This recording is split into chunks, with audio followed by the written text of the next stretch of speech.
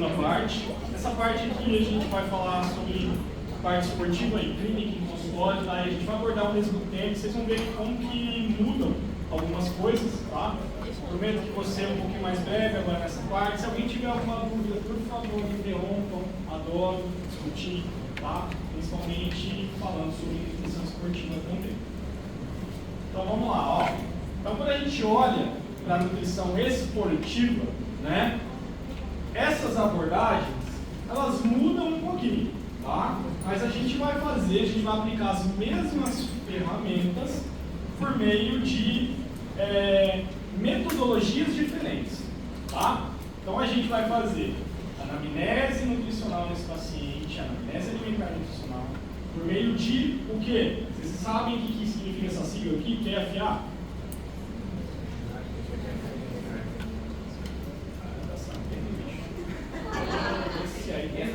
Você está enjoado. Questionário de frequência alimentar, vocês mencionaram aí também. Questionário de frequência alimentar, a gente vai discorrer um pouquinho sobre eles também, é uma metodologia da gente estar fazendo o que nesse paciente? Identificando o histórico alimentar dele prévio à sua intervenção, ok? Segunda metodologia de avaliação de anamnese alimentar, recordatório de 24 horas. Então, vocês já tiveram acesso, já chegaram a ver como que faz, como que aplica um recordatório de 24 horas? Já? Beleza, recordatório de 24 horas nada mais é do que você realmente aplicar um recordatório nesse paciente do que ele ingeriu de alimentação nas últimas 24 horas, tá? Ou seja, no dia anterior, tá? E aqui a gente tem o terceiro, que é o diário alimentar. O diário alimentar também é uma ferramenta que a gente acaba utilizando para quê? Para a gente conseguir também informações de ingestão alimentar daquele paciente. Só que vocês vão ver que o intuito do diário alimentar é um pouquinho diferente, tá? E não é o mesmo intuito desses outros dois de cima. E aqui, como quarta opção, a gente tem a anamnese alimentar livre, que nada mais é do que você elaborar a sua própria anamnese alimentar naquele paciente seu, tá? E aqui, um diferencial na parte esportiva, isso aqui faz muita, mas muita diferença, que é a anamnese de treinamento. Então você precisa coletar informações de exercício físico daquele paciente para você fazer principalmente o quê? Vocês sabem para que a gente tem que coletar isso daqui, ó? Para um paciente, para uma pessoa que é um atleta, um praticante de exercício físico. Tá? RM? Tá, beleza. É que você está pensando muito como físico. Agora, sai um pouquinho agora da boca. Fala de novo isso. Calcular a quantidade de carbo. Tá, calcular a quantidade de carboidrato. Isso daqui está diretamente relacionado a uma coisa maior, acima de tudo ali. Tá? Cálculo de caloria? Você está quase chegando lá. Gasta energia? Quase, mais. VET? Vai, você vai mais. Quem falou? VET. VET. O que é igual ao VET, mas não é VET? O que é o que é? Tá? Você chegou, mas não é isso. Você só precisa mudar uma letra. Meu nome começa com o quê? Com G, não é? JET, gasto energético total, porque valor energético total é o VET. O valor energético total está associado ao quê? Está associado à quantidade ingerida no dia. Gasto energético total, você está estimando o gasto calórico daquele paciente, daquele atleta, daquele praticante de atividade física, de exercício físico, naquele protocolo que ele está inserido. Tá? Então a gente precisa disso daqui, gente, para a gente estimar o gasto energético total desse atleta. Tá? Se a gente não tiver essas informações, a gente não consegue fazer uma estimativa dentro das equações preditivas de gasto calórico para a gente determinar o tanto que esse paciente gasta. Tá? Então a gente precisa coletar essas informações aqui. Aqui também a gente tem a avaliação física e vocês estão vendo que nada muda. Só que estão vendo que mudou somente uma coisinha ali. O que vocês veem aí que mudou? Beleza. Por que você acha?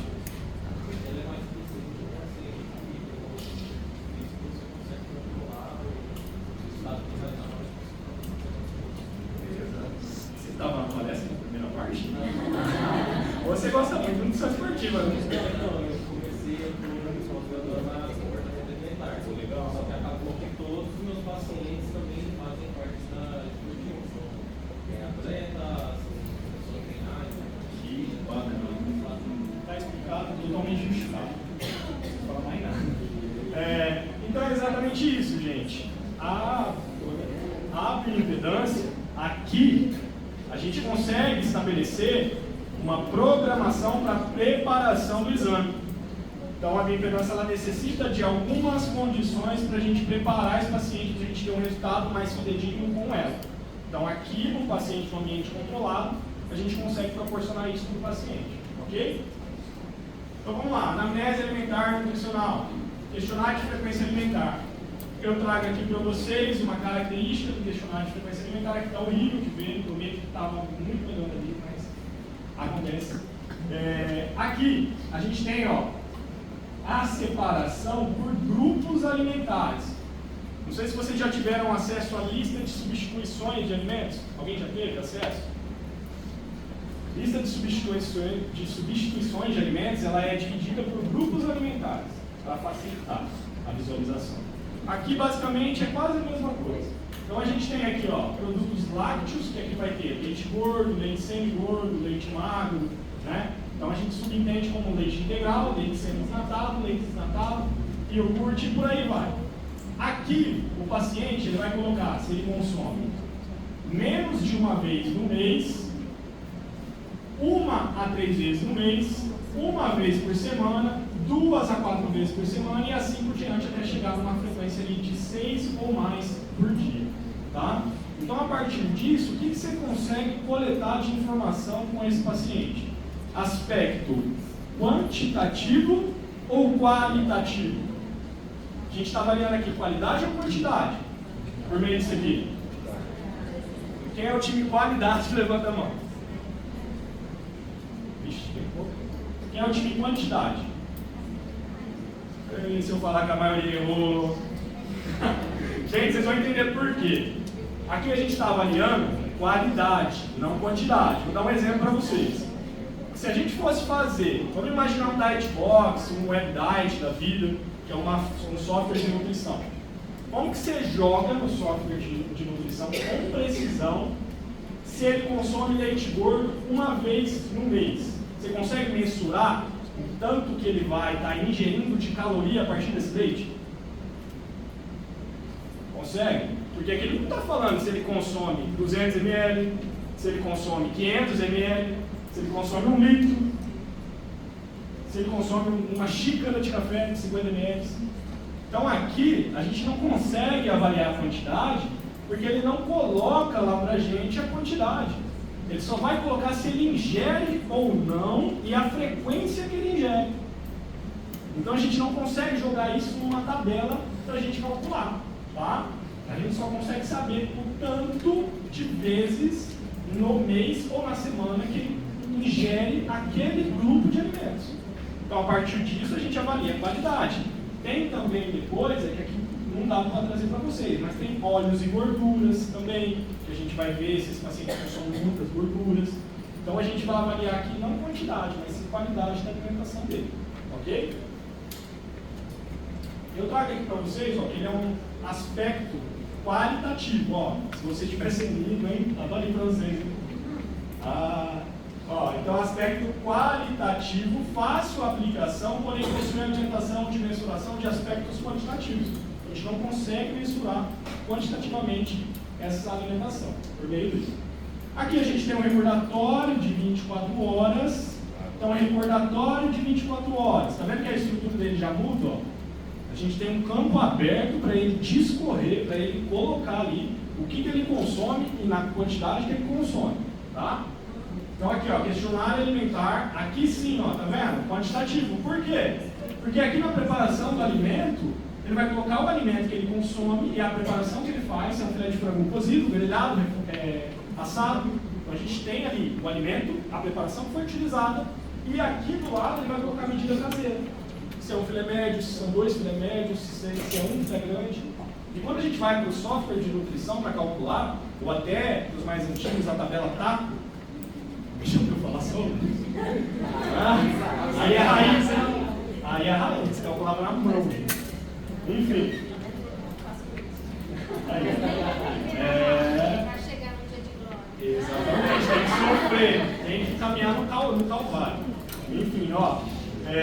Então aqui a gente vai ter as medidas caseiras desse paciente colocando, e a gente vai colocar lá no software de nutrição e a gente vai saber o tanto de caloria que esse paciente está ingerindo, o tanto de carboidrato que esse paciente está ingerindo, o tanto de proteína que esse paciente está ingerindo, o tanto de micronutrientes que esse paciente está ingerindo. Tá? Qual que é o problema do recordatório de 24 horas? Alguém consegue imaginar? Oi? O paciente esquece? Tem um problema que é um pouquinho mais além disso, que está no próprio nome dele.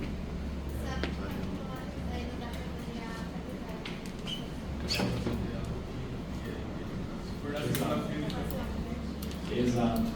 Quando a gente olha para o recordatório de 24 horas, se você fizer ele no domingo com o paciente, as 24 horas antes vai ser onde? Sábado. Se você fizer ele na segunda, as 24 horas antes vai ser onde? Domingo. E qual que é o problema de sábado e domingo? Vocês sabem bem. Dia do lixo. Dia do lixo, é confraternização com a família, é churrasco, é república aqui, o pessoal da faculdade, enfim. A gente tem um padrão totalmente desordenado da alimentação do que seria o normal, o habitual daquele paciente naquele momento. E às vezes também você pode pensar, tá, mas se eu aplicar ele no meio de semana, ele também não dá um resultado preciso do habitual, por quê? Porque no meio de semana, um dia só não é o suficiente para eu determinar hábito. Eu não consigo determinar hábito por somente um dia da semana. E às vezes também tem uma condição emocional que o paciente está passando. O pessoal da comportamental aí, ó, manja bem. Uma condição emocional que o paciente está passando, que ele ficou mais ansioso naquele dia, ele teve mais compulsão alimentar, enfim, brigou com o namorado, foi despedido do trabalho, bateu o carro, enfim. A gente tem várias condições que podem influenciar psicologicamente nessa ingestão, tá? E aqui, ó, diário alimentar. Diário alimentar, ele é um questionário de aspecto quantitativo. Por quê? Ó, novamente, a gente vê aqui, ó, campos abertos, tá? Então aqui, ó, só para vocês entenderem, não dá dando para visualizar. Mas aqui é a hora do dia, ele vai colocar a hora que ele fez aquela refeição. Aqui ele vai colocar a duração em minutos que durou aquela refeição. Aqui ele vai colocar o local em que ele realizou aquela refeição. Aqui ele vai colocar os alimentos que ele ingeriu e a quantidade, até mesmo bebida que ele ingeriu. E aqui ele vai colocar o sentimento que ele tinha antes de comer e o sentimento que ele tem depois de comer. Só aí eu acho que você já consegue saber quem mais é o profissional que utiliza essa metodologia aqui. Comportamental. Comportamental, o pessoal da comportamental utiliza muito diário alimentar para rastreio de possíveis gatilhos psicológicos que esse paciente pode estar desenvolvendo para ter um padrão desordenado na alimentação. Por quê? Porque ele traz aqui, ó, vamos imaginar aspecto de ansiedade. A hora que ele inicia a refeição e a duração em minutos que durou. Só aqui, ó, eu sei se esse paciente mastiga rápido ou mastiga devagar. Se tem ansiedade na alimentação, se ele não tem. Eu sei o padrão de digestibilidade desse paciente. Se a mastigação não está sendo feita da maneira correta, o processo mecânico de digestão não está sendo bem feito. Quem que vai sobrar o serviço? Processo enzimático. E aí o que vai acontecer com o esvaziamento gástrico desse paciente? Vai ser mais lento. Sendo mais lento o esvaziamento gástrico, o que vai gerar? Distensão abdominal. Maior distensão abdominal, o que vai gerar? Potencial de doença com refluxo gastroesofágico. Então tá vendo como você vai associando todas as coisas? Aqui, ó, local. A gente vê se o ambiente que esse paciente está inserido está sendo propenso para ele se alimentar daquela forma desordenada ou não. Vamos imaginar o seguinte: a gente tem um paciente que está mais se alimentando na casa dos amigos, dos parentes ou fora de casa do que na própria casa. Qual que é a chance que esse cara está comendo mais besteira? Mais alimentos condimentados, mais alimentos industrializados e menos alimentos in natura? É muito alto. Então, aqui a gente vai saber também por meio disso daqui. Aqui é a própria mensuração da quantidade e aqui a gente tem um aspecto psicológico. Sentimento antes de comer. Fome, ansiedade, tristeza, angústia, raiva, dor. Sentimento após comer. Ansiedade, angústia, raiva, dor, saciedade, fome. Então a gente consegue saber basicamente como que é o perfil psicológico da alimentação desse paciente. Tá? Então isso daqui é utilizado muito em nutrição comportamental. Problema disso daqui. Motivação, ó, sua limitação envolve a motivação do paciente em realizar as anotações de maneira assídua e fidedigna. Então é muito difícil, gente, você ter um paciente que vai ser assíduo em colocar todas essas informações ao longo do dia dele. E principalmente, ele colocar em todos os horários e da maneira que exatamente aconteceu. A gente tem muito mais adesão com isso daqui em mulheres. Homens, basicamente, isso daqui é muito falho, sendo bem sincero, na prática clínica. Homem, ele não tem aquela atenção, ele realmente não vai ter aquele cuidado de você colocar ali todos os campos que precisam ser preenchidos. A mulher acaba sendo um pouquinho mais detalhista nesses mínimos detalhes, tá? Isso eu estou falando 100% de prática clínica, tá? Então vamos lá, ó. Aqui a gente tem a nossa última opção, que é a anamnese alimentar livre. Então, questionário alimentar que permite avaliação qual e quantitativa. Por que qual e quantitativa? Por que as duas? Quem consegue pensar? É muito simples. Por que aqui a gente consegue fazer as duas? Tá fácil. Porque é livre. Você que vai escolher. Então você escolhe. Você pode elaborar da forma que você quiser. Então você vai escolher a melhor forma que você quer abordar esse paciente. Tá? Suas vantagens e desvantagens giram em torno da criatividade do profissional na sua elaboração.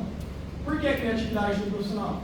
Às vezes, se você é um iniciante, se você não tem muito contato com as possíveis informações que devem ser coletadas, você vai colocar informação de menos lá e você não vai conseguir um rastreio fidedigno para aquele paciente, daquele perfil que você está tratando. Tá? E por que isso pode ser a vantagem? Porque se você tem um profissional experiente, você vai conseguir ali atender todas as necessidades individualmente para cada paciente, para cada perfil.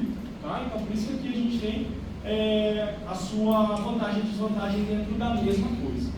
E por último aqui, ó, o formato de preenchimento pelo paciente.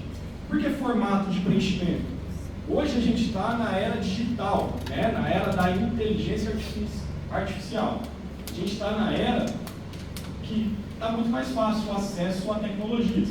Só que isso é uma vantagem e uma desvantagem também. Porque às vezes você pega um paciente que ele não é tão atualizado assim, e você faz um formato, vamos imaginar, de Google Forms para ele, como que ele vai preencher? Entendeu? Então, o problema às vezes pode ser esse também. Você se adaptar à realidade cognitiva daquele paciente seu, né? Ou cultural daquele paciente seu, tá? E aqui, anamnese de treinamento. Como eu queria que tivesse alguém da educação física aqui agora. Aqui a gente fala muito, gente, sobre conexão educação física e nutrição. Por quê? Porque a anamnese de treinamento ela é muito bem feita por qual profissional? Educador físico. Então, um profissional de educação física, ele é o cara que ele tem mais propriedade para estar aplicando esse questionário aqui, ó, para estar aplicando essa anamnese aqui. Tá? A gente, enquanto nutricionista, é muito comum a gente estabelecer um contato com esse profissional. Então, vamos imaginar que você tem uma pessoa que é um personal trainer.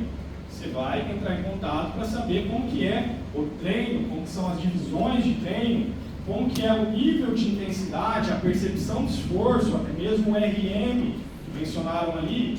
RM, gente, é a escala de força daquela pessoa. Então, é uma repetição máxima. Quanto que ela consegue fazer de mobilização de carga em uma repetição só. Aquele vai ser o RM dela. Tá? Então, eles trazem essa informação e a gente consegue mensurar a intensidade. A gente mensurando a intensidade, a gente vai para a segunda variável, que é o tempo. Então, você conseguiu achar a intensidade é alta. Você conseguiu achar o tempo, 60 minutos, a gente vai para o fator atividade, lá na nossa mensuração de equação preditiva de energia, que é o famoso JET. Tá? E aí a gente coloca lá a intensidade desse paciente, e você tem a opção de colocar o fator atividade vezes a intensidade, vai ser 1.2, 1.4, 1.6, 1.8, de acordo com a forma que você vai utilizar. Ou tem também a possibilidade de você fazer o cálculo por meio de METs. Alguém já ouviu falar sobre METs? Tá. Para o pessoal aí que nunca ouviu falar, basicamente a gente tem um MET, que é um número, para cada exercício que você realiza. Vamos imaginar, musculação de alta intensidade, MET 4, MET 8, MET 6, entendeu? E aí a gente tem também o nado, por exemplo. E aí, dentro do nado, a gente tem um tipo de nado que aquela pessoa realiza. Nado crawl, nado borboleta. Então, isso é feito cálculos que determinam o tanto de caloria que aquele paciente vai gastar naquele exercício, ok? E a partir do match, a gente faz vezes o tempo esse match e a gente acha o tanto de caloria que aquela pessoa gastou. Então, vamos imaginar. Musculação de alta intensidade, match 6. O tempo que ele faz é 60 minutos. Você faz 6 vezes 60, você achou a quantidade de calorias gasta naquele exercício específico. Ok? Então aqui a gente entra na parte agora de avaliação física e da composição corporal em nutrição esportiva.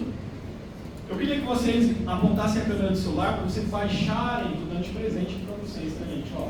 Baixem esse manual aqui de padronização de medidas antropométricas da composição corporal. E esse daqui é o protocolo ISAC, é muito utilizado pela nutrição. Alguém conhece o ISAC, a instituição ISAC? Não? Basicamente é a instituição que regulamenta, que ela basicamente é a nossa referência para a antropometria no mundo. É a padronização mundial de antropometria, ok? E aqui a educação física, ela vai por meio desse documento aqui, elaborado inclusive por um professor de lá de Presidente Prudente, que é meu orientador, o Ismael Ford Freitas, fera da educação física. Tá? Pessoal da Educa utiliza esse documento aqui, pessoal da nutrição utiliza mais esse documento aqui. Porém, esse documento ele se baseou principalmente nesse documento aqui para a elaboração dele. Ok? Todo mundo conseguiu baixar, ter acesso? Conseguiu? Conseguiu? Vamos esperar o pessoal. Conseguiu?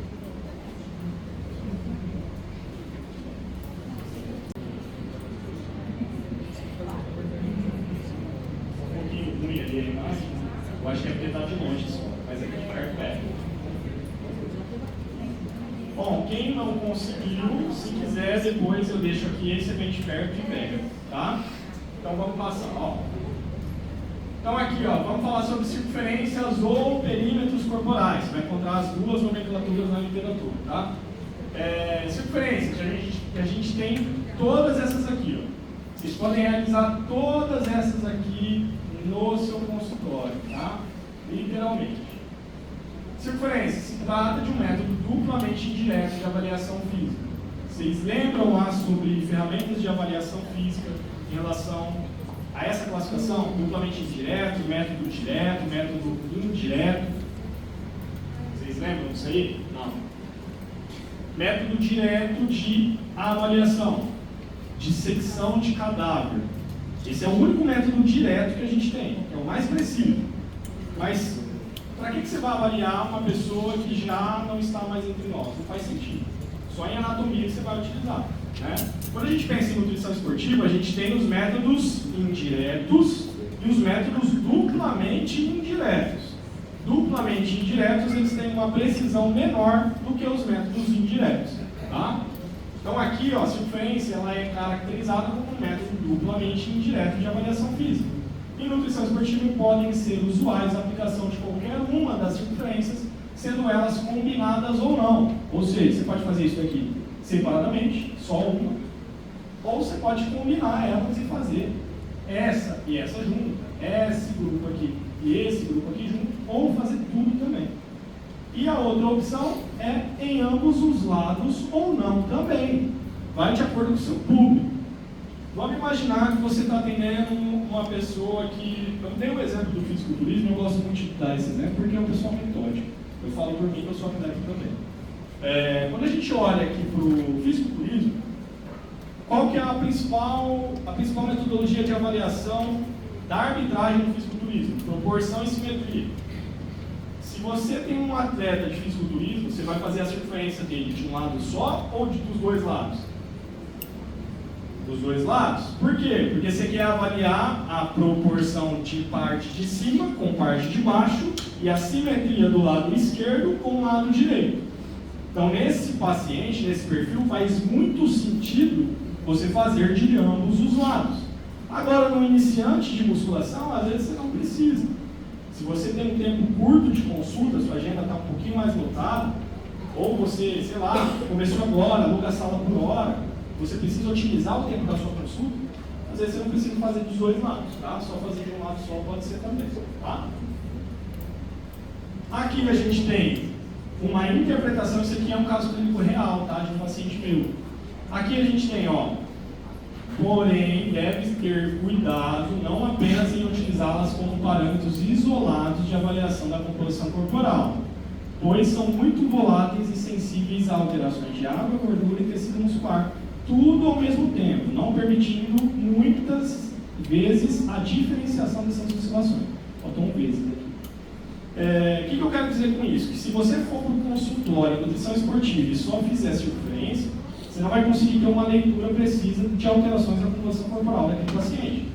Vamos olhar só para isso daqui, ó. O que a gente vê aqui? A primeira variação, o braço esquerdo e direito relaxado era 30,5. Depois, na segunda variação, esquerdo e direito relaxado teve aumento. Contraído, também, a gente viu ou manutenção ou aumento. Se você olha só para a circunferência e é um paciente que treina, que você está querendo hipertrofia, o que você vai imaginar? Você vai imaginar que esse paciente ganhou músculo, correto?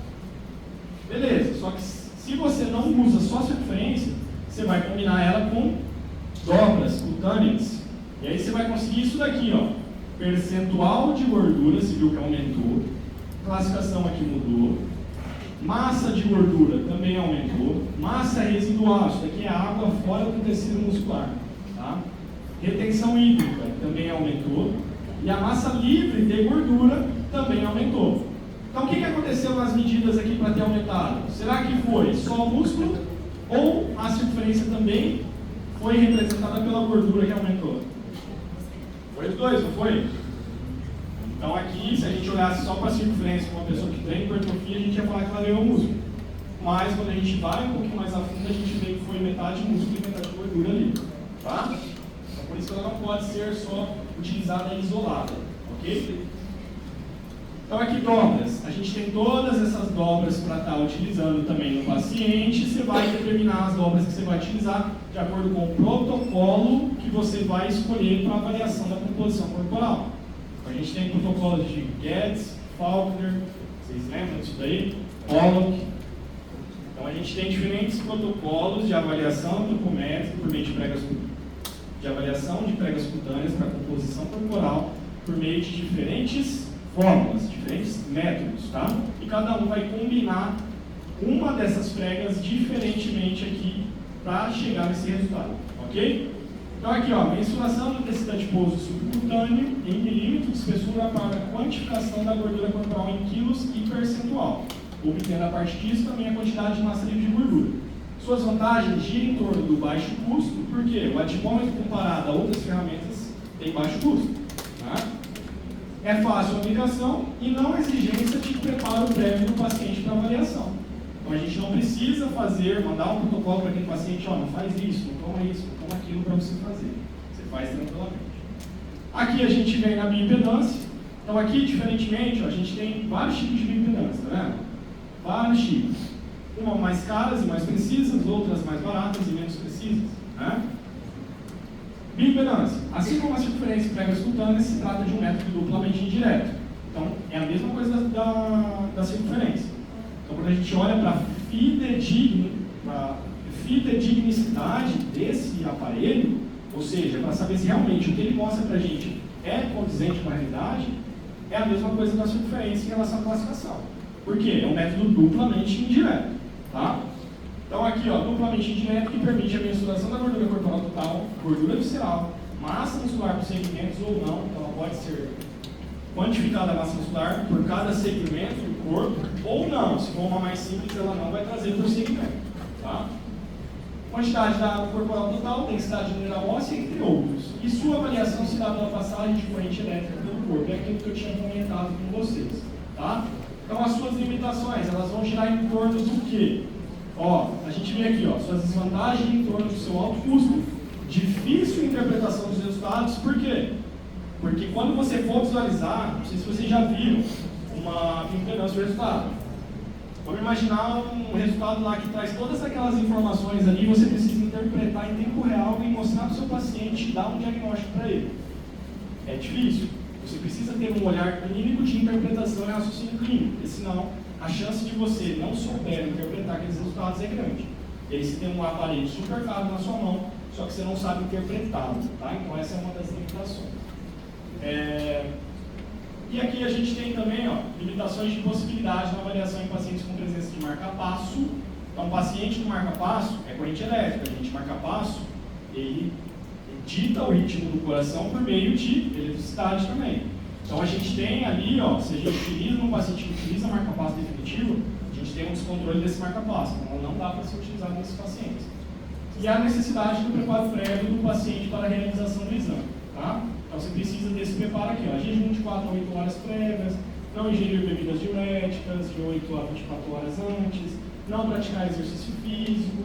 Aqui a gente tem o uso de medicações diuréticas também, e mulheres no período menstrual também pode influenciar em relação à retenção de água corporal, tá? Ultrassonografia, tá vendo que muda? O ultrassom agora aqui a gente está falando de um outro tipo de ultrassom, ó. Já viram esse ultrassom aqui?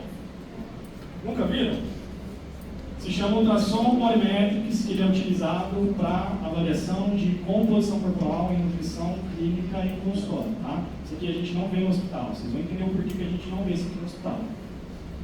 Então aqui, ó, é utilizado como ferramenta de avaliação da composição corporal em nutrição esportiva, por se tratar de um método indireto. Então aqui a gente está falando já de um método que tem um padrão de confiabilidade maior do que do impedância e circunferência. Por quê? Porque aqui a gente está falando de um método indireto, e não duplamente indireto, ele é só indireto, tá? E aqui, ó, a gente vê que, diferentemente, eu acabei de falar, ó, das circunferências, da bia e das pregas cutâneas, que se caracterizam por métodos duplamente indiretos, ok? Ultrassonografia, diferentemente do ultrassom clínico, o ultrassom utilizado para avaliação corporal, ele utiliza o modo de operação dele, a gente chama de modo A-scan. Modo A-scan, o que significa? Representação unidimensional da estrutura avaliada, como se fosse uma fotografia.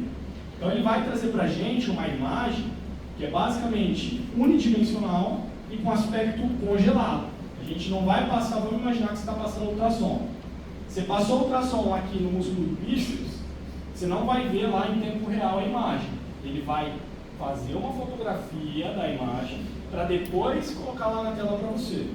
O ultrassom do hospital clínico, ele atua no modo B-scan.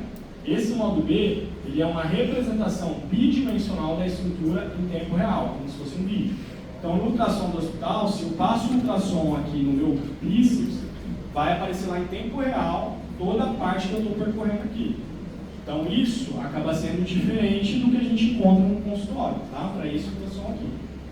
E qual que é a principal diferença entre eles? É que esse daqui, no modo de A-scan, ele traz espessura muscular, espessura e percentual de gordura subcutânea e visceral, quantidade de massa livre de gordura, entre outras coisas. Então, ele não dá só aqueles parâmetros que a gente viu no clínico hospitalar. Ele não dá só tecido adiposo subcutâneo, ele não dá só espessura muscular.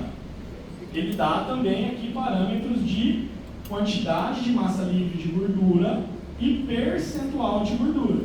Então ele é como se fosse um adipômetro, só que com uma maneira um pouco mais precisa. E a imagem que ele traz aqui pra gente é essa daqui, ó. Tá? Então aqui ele passa aqui toda a musculatura, ele precisa ser passado dessa forma assim, ó, de maneira longitudinal, ele não é fixo, você precisa passar em toda a estrutura muscular, e aí ele vai dar o resultado da espessura do começo da musculatura até o final. E a partir desses parâmetros aqui, ele também vai trazer a quantidade de gordura corporal, quantidade de massa livre de gordura, de água, enfim. Ele tem alguns protocolos que ele se baseia, ok? Vantagem do ultrassom giram em torno do quê? Maior precisão dos resultados obtidos, permissão de maior visualização da estrutura avaliada por meio de imagem. Não exige um preparo prévio do paciente para a realização, diferente da bioimpedância. Então acaba sendo mais prático, mais funcional, tá?